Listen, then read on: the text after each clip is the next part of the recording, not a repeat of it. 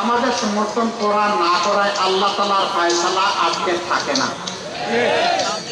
আল্লাহর যেটা ফয়সালা সেটাই বাস্তবায়ন হয়। এখানে কারো কষ্ট হলেও হয়, কারো ভালো লাগলেও হয়।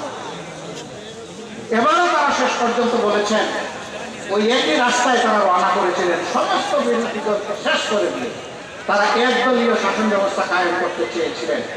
এই জন্য আপনাদের এই পাশের জেলা তাদের নেতা একজন বলেছিলেন যে আমরা অন্তরে বাকশালের চেতনা লালন করি।